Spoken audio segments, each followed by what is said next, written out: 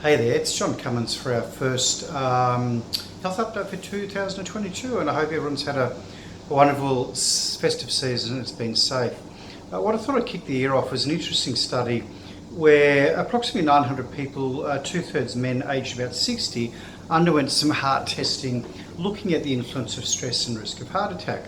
And so the applicants, both men and women, had mental stress, so they were asked to do some public speaking, and they also had the conventional physical stress, for example, an exercise stress test, which is what we do in the rooms here. And they had what we call a myocardial perfusion scan, it's a nuclear medicine scan, to look at how well the blood actually travelled down the coronary arteries. They were then identified as those that had some evidence of stress-induced a reduction of blood flow down the coronary arteries versus those mental stress versus those physical stress.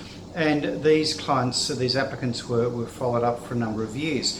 And what was fascinating about this study was that the people whose hearts responded adversely to mental stress appeared to have a 2.5 times increased risk of heart attack or other cardiac event over the ensuing number of years.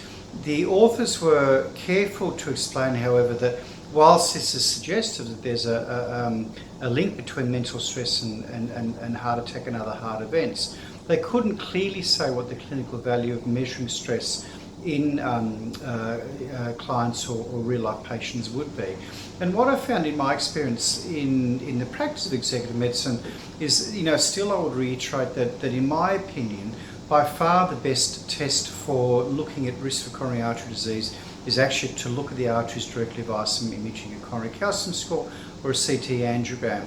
And this, I think, explains why typically 1 in 8 people with really good risk factor management, and by that I mean they've got a great, cholesterol, very low lethal cholesterol, great blood pressure, really good blood sugar level, very fit, tend to have much more plaque or gooey stuff in their arteries than they deserve based on their risk factors, or you would expect based on the calculations.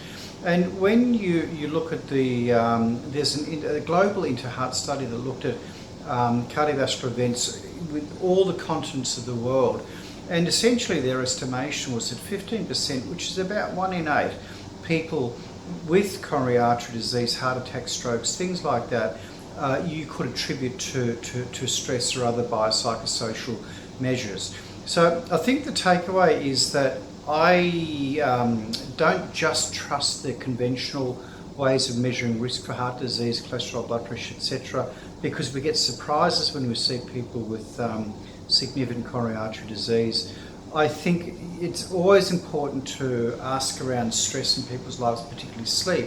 But the bottom line is that the system of looking for plaque and then treating it if it's present, and certainly if it's significantly present, with particularly cholesterol-lowering medications and other things, as well as the lifestyle measures, it just makes a difference. We've had 2 very minor heart attacks in this practice in 16 years.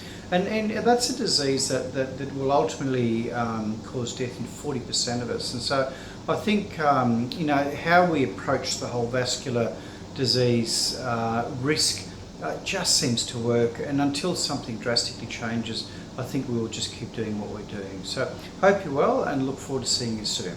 Bye-bye.